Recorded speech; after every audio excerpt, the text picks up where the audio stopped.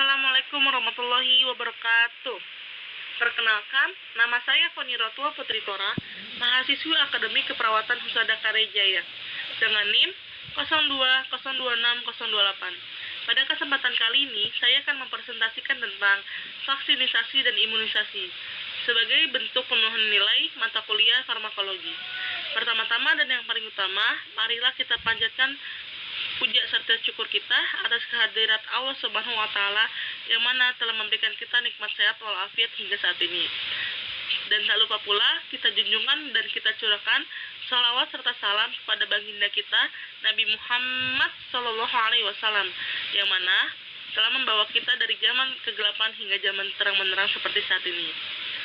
Dan yang terhormat Ibu Yalfi Anwar M.Farm sebagai dosen farmakologi di semester 2 ini.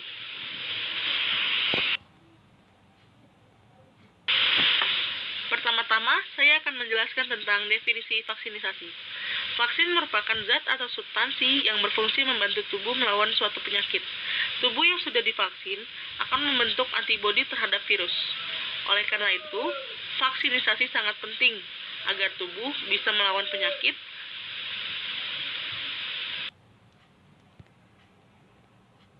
Di sini saya akan menjelaskan tentang definisi imunisasi.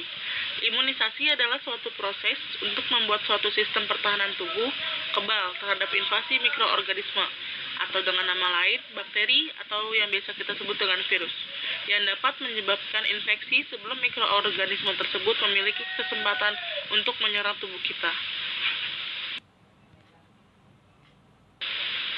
Penggolongan vaksin.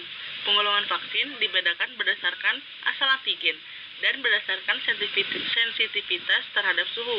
Penggolongan berdasarkan asal antigen atau immunization essential berdasarkan asal antigen, vaksin dapat dibedakan menjadi dua jenis, yaitu live attenuated berasal dari bakteri atau virus yang dilemahkan. Vaksin hidup dibuat dari virus atau bakteri liar penyebab penyakit. Virus atau bakteri liar ini dilemahkan di laboratorium, biasanya dengan cara pembiakan berulang-ulang. Vaksin hidup attenuated bersifat labil dan mudah mengalami kerusakan bila terkena panas dan sinar matahari. Oleh karenanya, vaksin golongan ini harus dilakukan pengelolaan dan penyimpanan dengan baik dan hati-hati.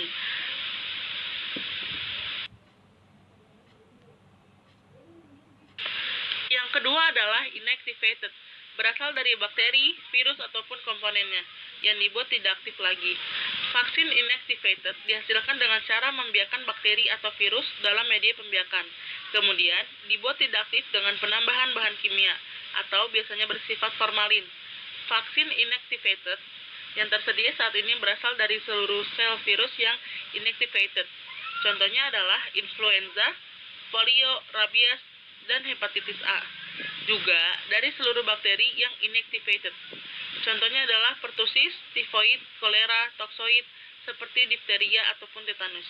Berasal dari polisakarida murni, seperti pneumococcus, meningococcus, serta berasal dari gabungan polisakarida. Antigen vaksin dapat pula dihasilkan dengan cara teknik rekayasa genetik. Produk ini sering disebut dengan sebutan vaksin rekombinan. Contoh vaksin dari rekayasa genetik yang saat ini telah tersedia antara lain vaksin hepatitis B dan vaksin tifoid. Penggolongan berdasarkan sensitivitas terhadap suhu menurut WHO tahun 2002 antara lain vaksin yang peka terhadap suhu dingin di bawah 0 derajat Celcius, yaitu vaksin FS atau freeze sensitive, atau dengan nama lain yaitu sensitif beku. Vaksin yang tergolong FS adalah hepatitis B atau dalam kemasan vial atau kemasan pre-fill injection device seperti DPT, DPT-HB, DT, dan TT. Vaksin yang peka terhadap suhu panas berlebihan yaitu vaksin HS atau heat sensitive, dengan nama lain adalah sensitif panas seperti BCG, polio, dan campak.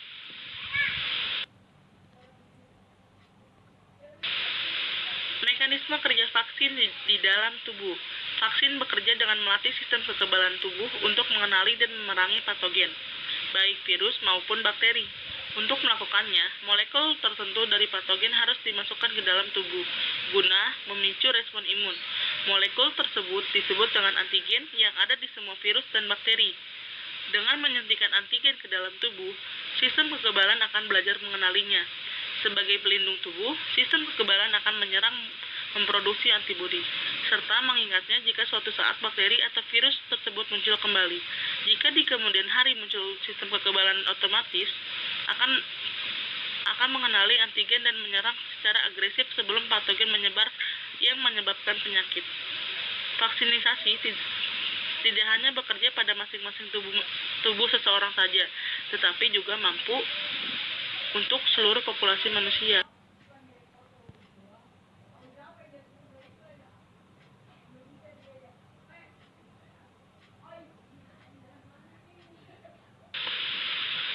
Salah satu contoh vaksin adalah vaksin COVID-19, yang mana virusnya masih beredar di berbagai macam negara. Salah satunya adalah Indonesia. Karena banyak masyarakat Indonesia yang terserang virus corona, atau dengan nama lain COVID-19. Adalah kandungan dari vaksin COVID-19 Sinovac. Pertama, virus yang sudah dimatikan. Vaksin COVID-19 Sinovac dikembangkan dengan metode inactivated. Artinya, virus yang berada dalam vaksin sudah dimatikan dan tidak mengandung virus hidup ataupun yang dilemahkan. Inactivated adalah metode paling umum dalam pembuatan vaksin. Yang kedua adalah aluminium hidroksida. Bahan ini berfungsi untuk meningkatkan kemampuan vaksin. Yang ketiga adalah larutan fosfat, berfungsi sebagai penstabil atau stabilizer vaksin. Yang keempat adalah natrium klorida sebagai isotonis untuk memberikan kenyamanan saat penyuntikan. Natrium klorida yang digunakan dalam vaksin COVID-19 sesuai dengan standar kefarmasian. Indikasi dan dosis vaksin COVID-19. Indikasi vaksin Sinovac atau CoronaVac adalah untuk menginduksi imunitas terhadap virus sehingga diharapkan dapat mencegah penularan COVID-19. Berikut adalah pengaturan dosisnya. Dosis dewasa.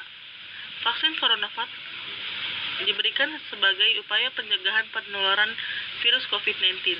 Orang dewasa yang berusia 18-59 tahun diberikan dosis sebagai berikut. Untuk situasi emergensi, jadwal imunisasi adalah 2 dosis dengan interval 2 minggu, hari ke-0 dan hari ke-14. Tiap dosis sebanyak 0,5 ml.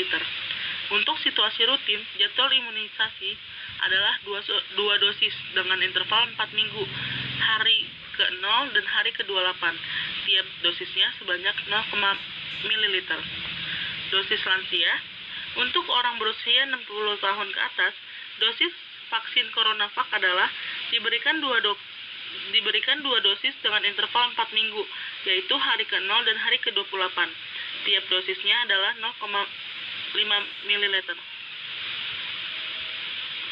Kebanyakan vaksinisasi COVID-19 pada lansia ditentukan oleh kondisi frailty atau kerapuhan individu tersebut yang diperoleh dari kuesioner rapuh, yaitu resistensi, aktivasi, riwayat penyakit, dan usaha berjalan, serta hilang berat badan. Dan yang terakhir adalah dosis anak. Belum ada data mengenai keamanan dan efikasi vaksin COVID-19 atau CoronaVac pada usia di bawah 18 tahun. Oleh karena itu, belum ada ketentuan dosis vaksin untuk anak maupun bayi.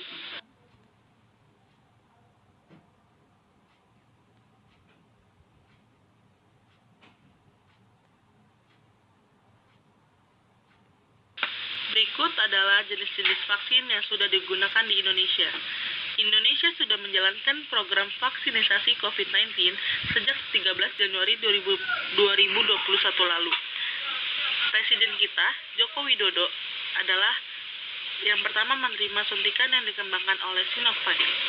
Medis dunia mengembangkan banyak jenis vaksin COVID-19 yang berbeda-beda, dan Indonesia sendiri menggunakan 5 jenis vaksin. Di antaranya yaitu, yang pertama adalah Sinovac. yaitu vaksin COVID-19 yang dikembangkan oleh perusahaan asal Cina dengan memanfaatkan teknologi yang melemahkan virus. Yang kedua adalah Novavax. Vaksin buatan Amerika ini dipesan 50 juta dosis untuk Indonesia. Tidak seperti Sinovac, jenis vaksin ini menggunakan sebagian kecil protein virus. Yang ketiga adalah AstraZeneca Oxford. Vaksin ini menggunakan teknologi virus penyebab pilek yang dimodifikasi. Yang keempat adalah Pfizer BioNTech. Vaksin ini dibuat dengan mRNA yang tidak mengandung virus hidup. Yang kelima adalah COVAX, yaitu organisasi yang dibentuk oleh WHO yang bekerja sama dengan beberapa lembaga seperti Gavi Alliance dan CEPI. Pembentukan organisasi ini adalah supaya vaksin COVID-19 dapat diakses di seluruh negara.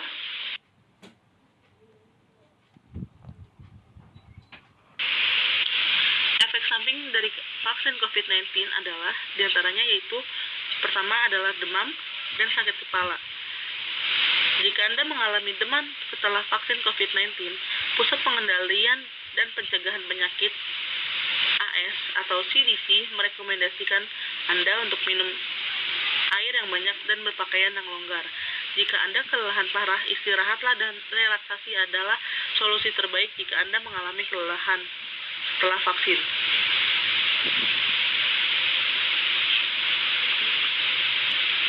Efek samping vaksin COVID-19 berupa sakit kepala. Kepada Today, dokter unit perawatan intensif dan dokter paru-paru, Dr. Vin Gupta mengatakan, obat pereda nyeri sebaiknya tidak dikonsumsi sebelum vaksinasi, namun boleh dikonsumsi setelahnya jika muncul gejala. Antara Tylenol dan Motrin, saya akan merekomendasikan menggunakan Tylenol. Saya pikir hal itu akan mengurangi gangguan pada respon produksi antibodi setelah sistem kekebalan Anda menerima vaksin. Jadi, jika setelah mendapatkan vaksin Anda merasakan sakit kepala yang sangat hebat, silakan konsumsi pereda nyeri untuk meredakan sakit kepala tersebut. Kontraindikasi COVID-19. Kontraindikasi vaksin Sinovac atau CoronaVac adalah untuk pasien yang memiliki riwayat hipersensitivitas terhadap komponen dari vaksin ini dan pasien dengan imunodefisiensi primer. Sedangkan untuk pasien dengan penyakit akut atau serangan akut dari penyakit kronik, vaksinasi harus ditunda. Vaksin CoronaVac dikontraindikasikan pada pasien yang memiliki riwayat hipersensitivitas terhadap komponen dari vaksin ini dan pasien dengan imunodefisiensi primer. Vaksin ini juga belum dapat diberikan pada anak bayi, ibu hamil, ibu menyusui, karena belum terdapat data terkait keamanan dan efikasi obat pada populasi tersebut.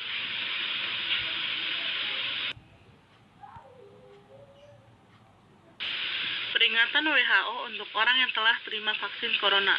Tetaplah waspada. Kelahiran vaksin virus corona memberikan harapan baru dalam upaya melawan pandemi yang telah melanda dunia sejak awal tahun 2020. Meskipun demikian, WHO memperingatkan, orang yang sudah menerima vaksin harus tetap waspada. Program vaksinasi virus corona telah berjalan di sejumlah negara. Namun, Organisasi Kesehatan Dunia atau WHO menegaskan semua orang yang sudah menerima vaksin harus tetap waspada dan mengikuti protokol.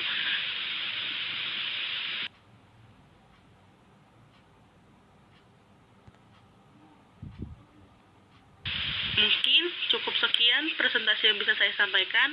Kurang dan lebihnya saya mohon dimaafkan. Apabila ada kesalahan kata atau kata yang tidak jelas, mohon juga dimaafkan karena kesempurnaan adalah milik Allah. Akhirul kalam, wassalamualaikum warahmatullahi wabarakatuh.